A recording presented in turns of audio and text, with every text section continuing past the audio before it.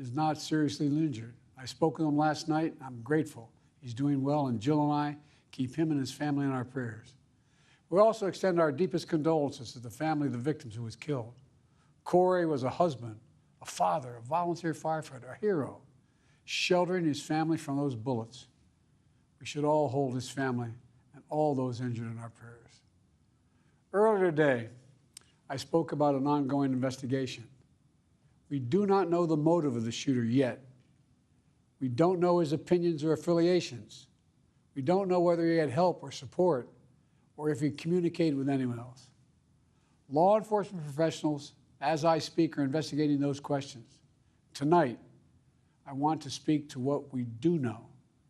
A former president was shot, an American citizen killed, while simply exercising his freedom to support the candidate of his choosing. We cannot, we must not go down this road in America. We've traveled it before throughout our history. Violence has never been the answer, whether it's with members of Congress of both parties being targeted and shot, or a violent mob attacking the Capitol on January 6th, or a brutal attack on the spouse of former Speaker of the House, Nancy Pelosi, or information and intimidation on election officials, or the kidnapping plot against the sitting governor, or an attempted assassination on Donald Trump. There is no place in America for this kind of violence, or for any violence ever. Period. No exceptions. We can't allow this violence to be normalized. You know, the political record in this country has gotten very heated. It's time to cool it down. We all have a responsibility to do that. Yes, we have deeply felt strong disagreements. The stakes in this election are enormously high. I've said it many times that the choice in this election we make in this election is going to shape the future of America and the world for decades to come. I believe that with all my soul. I know that millions of my fellow Americans believe it as well.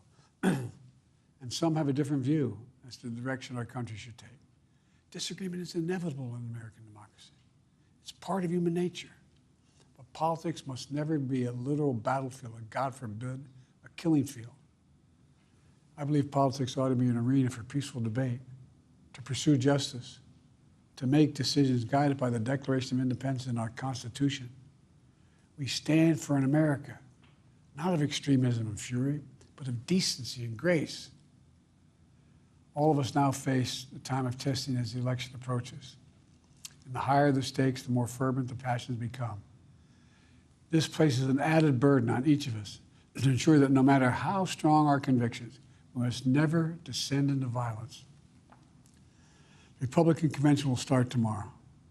I have no doubt they'll criticize my record and offer their own vision for this country. I'll be traveling this week making the case for our record and the vision, my vision of the country, our vision. I'll continue to speak out strongly for our democracy, stand up for our Constitution and the rule of law, to call for action at the ballot box, no violence on our streets. That's how democracy should work. We debate and disagree. We compare and contrast the character of the candidates, the records, the issues, the agenda, the vision for America. But in America, we resolve our differences at the battle box. You know, that's how we do it, at the battle box, not with bullets. The power to change America should always rest in the hands of the people, not in the hands of a would-be assassin. You know, the path forward through competing visions of the campaign should always be resolved peacefully, not through acts of violence.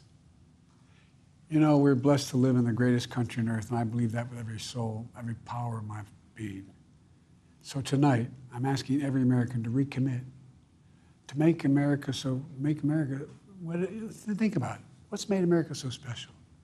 Here in America, everyone must be treated with dignity and respect, and hate must have no safe harbor. Here in America, we need to get out of our silos, where we only listen to those with whom we agree, where misinformation is rampant, where foreign actors fan the flames of our division to shape the outcomes consistent with their interests, not ours.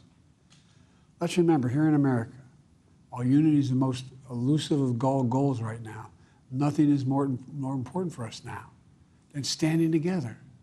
We can do this. You know, from the beginning, our founders understood the power of passion. So they created democracy. that gave reason and balance a chance to prevail over brute force. That's the American we must be. An American democracy where arguments are made in good faith. An American democracy where the rule of law is respected. An American democracy where decency, dignity, fair play aren't just quaint notions, but living, breathing realities. We owe that to those who come before us, to those who gave their lives for this country. We owe that to ourselves. We owe it to our children and our grandchildren. Look, let's never lose sight of who we are. Let's remember we are the United States of America. There is nothing beyond our capacity when we do it together. God bless you all, and may God protect our troops.